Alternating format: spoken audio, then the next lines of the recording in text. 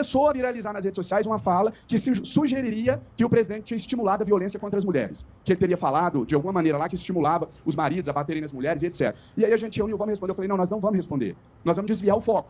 E desviar o foco, gente, não é mentir, não. É você contar uma outra história, com uma outra visão. Por exemplo, quando eu digo que foi um sucesso, que eu levei a capivara do Flávio Bolsonaro, e o lado de lá fala que nós não fomos recebidos, que nós fomos ridicularizados, que viramos meme. Nenhum lado está mentindo. São pontos de vista. Você pode enxergar que a missão foi um fiasco, você pode enxergar que foi um sucesso. É subjetivo.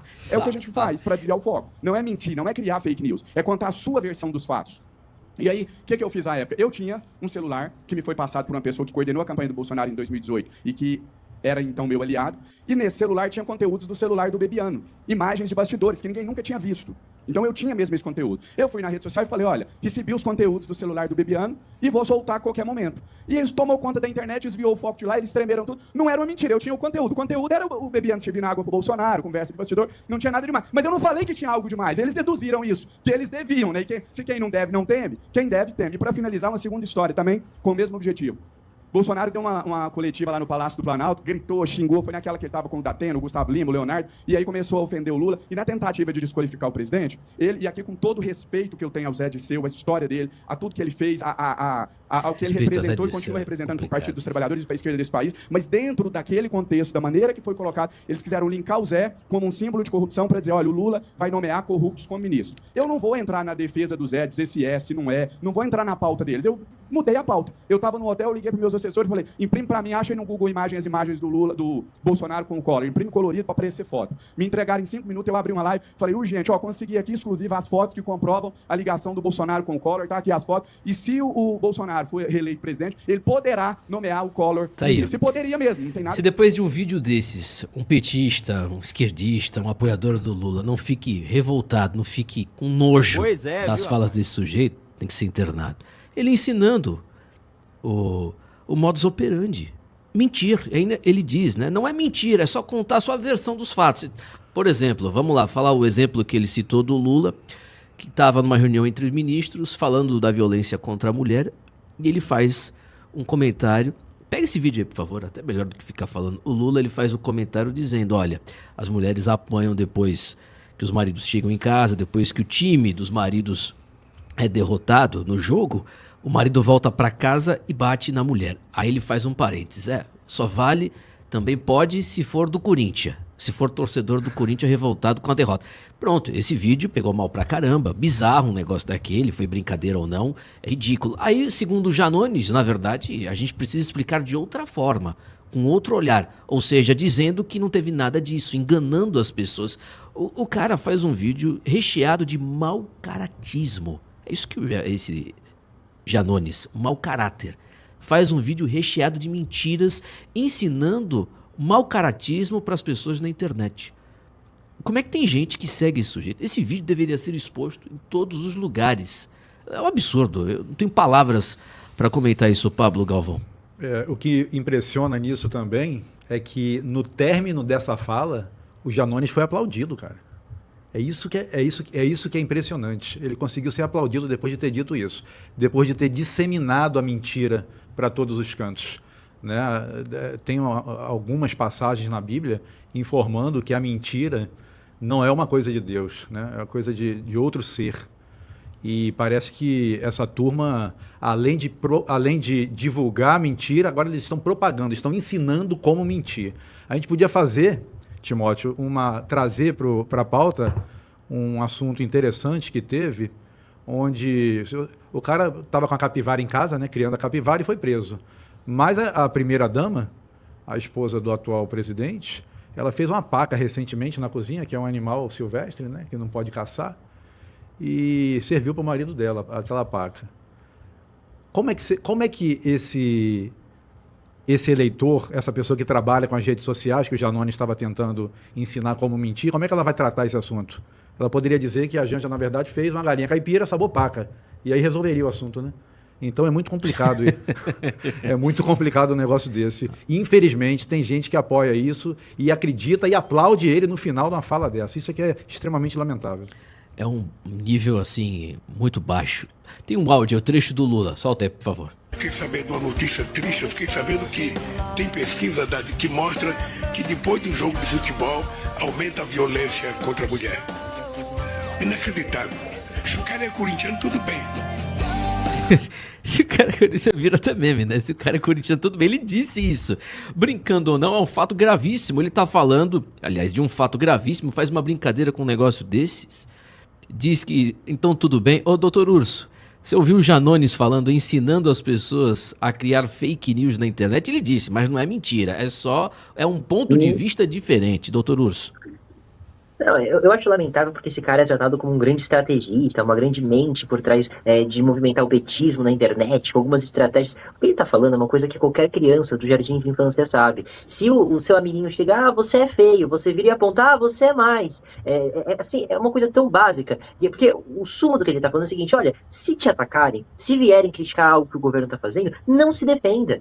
E por quê? Porque no fundo, boa parte dessas falas sequer tem defesa, né? Esse vídeo que você demonstrou agora, qual que é a defesa plausível? Não tem defesa. Então, a estratégia parte, mostre para o inimigo o erro dele. Então, se o Lula faz uma fala machista, em vez de vir a público se desculpar, falar que é lamentável, chegue e mostre uma fala machista do Bolsonaro. E é o exemplo, o caso que ele deu. O Lula chamou o Dirceu, que é um cara condenado, guerrilheiro, comunista, em vez da gente se defender, pega e mostra que o Bolsonaro tá com o Collor, que é um presidente corrupto, que já foi condenado, que sofreu impeachment, e aí a gente fica no jogo de quem faz pior, e aí ninguém precisa se defender. Só que tem um grande perdedor nessa história, você, o eleitor que perde com isso. Justamente porque em vez dos políticos estarem suscetíveis à cobrança, em vez de eles terem que ter algum tipo de coerência, eles conseguem ficar no empurra-empurra, onde cada um fica com a sua sujeira, ninguém se justifica, e a gente tem que aceitar esse jogo eleitoral cada vez mais sujo, cada vez mais dilacerado, cada um fazendo o seu erro. Então, olha, por exemplo, qual foi o negócio do Flávio Bolsonaro, porque o Bolsonaro faz a mesma coisa. Quando saiu o áudio dele com o Vorcaro, qual foi a defesa dos bolsonaristas? E o Lula? E o Lula, tem um filme do Lula que também foi financiado pelo Vorcaro. Olha, mas o Lula também teve uma foto com o Vorcaro. Gente, esse tipo de cortina de fumaça, esse tipo de política suja, onde ninguém se defende, onde ninguém presta declaração, onde fica esse jogo de empurra-empurra, isso tem que acabar. Isso tem que acabar. Então você que é eleitor, você que caiu de paraquedas, algum petista nessa live, saiba que esse tipo de postura não é aceitável. A gente tem que dizer não, porque quem perde com isso é a política e é o povo brasileiro. Você viu o Nicolas ontem, doutor Urso, lá na Câmara, na comissão? Que era comissão de que aquilo? Ele estava lá falando, aí o pessoal começou a dizer, vai no jato do Vorcaro. Aí ele fez exatamente o que nós estamos falando, ele aprendeu com o Janones, né? Inclusive é colega dele. Porque ele disse assim, vocês estão com inveja que eu vou ir no jato do Vorcaro? Ao invés de ele explicar, ele disse, e o Lula? Ele disse, e a Odebrecht? Quem tem gente, nome de todo mundo aí na planilha da Odebrecht. Eu falei, o que tem a ver uma coisa com a outra, irmão? E aí tem uma... Fala. Tem ainda uma nova faceta, porque tem esse jogo de empurra-empurra, e ainda tem uma outra faceta que é você apontar a hipocrisia da esquerda. Ontem eu tava vendo um tweet do Rodrigo Constantino, que ele tava falando assim, é histórico, a CCJ aprovou a redução da maioridade penal. A redução da maioridade penal, que de fato, um super avanço, super favorável. Aí ele falou, mas o mais brilhante foi o discurso do Nicolas, que expôs a hipocrisia da esquerda. Caramba, é pra isso que a gente votou no parlamento. Cara, parecia meme. Assim... É pra isso que a gente vai parlamentar, pra apontar o erro da esquerda, pra apontar a hipocrisia. Você sabe que tem gente que prefere esse tipo de conteúdo aqui na Brado, de falar obviedades, de apontar a hipocrisia. E eu logo lembro que em 2021 já não aguentava mais. E fiz uma mudança radical de editorial pra gente apontar os problemas e indicar soluções. As pessoas, muita gente gosta de ouvir só o óbvio e que a direita só fique apontando as hipocrisias, apontando o esquerdismo, apontando o óbvio. Solta o áudio do Nicolas Ferreira aí. É exatamente o que estamos falando ontem lá na comissão. Pelo que eu saiba, a única coisa que tem pra falar aqui, presidente, de mim pegou voo no jatinho do Vorcaro, tá com inveja, Tá com inveja porque assim, quando eu pegou o voo no jatinho do Vorcaro, ele era criminoso? Tinha alguma coisa? Então assim, pode falar. Agora, era criminoso, Nicolas. E vou falar baixinho aqui, se eu começar a citar os apelidos da lista de Odebrecht, presidente, fique em paz, presidente. Eu sei que é difícil. Vamos ouvir o deputado. Eu sei que é difícil ouvir a verdade. E o Lula? Não, eu fiz... minutos ainda de Nicolas. Valeu. Aí eu fiz... Ele tá dizendo o seguinte, eu fiz a minha atuação juntamente do Vorcaro, mas e o Lula? E a planilha da Odebrecht? Mas eles também. Pelo amor de Deus. Pois rapaz. viu, rapaz? Essa é a direita? Isso que dizem que é direita, Pablo? A simplificação, né, para aceitação do errado.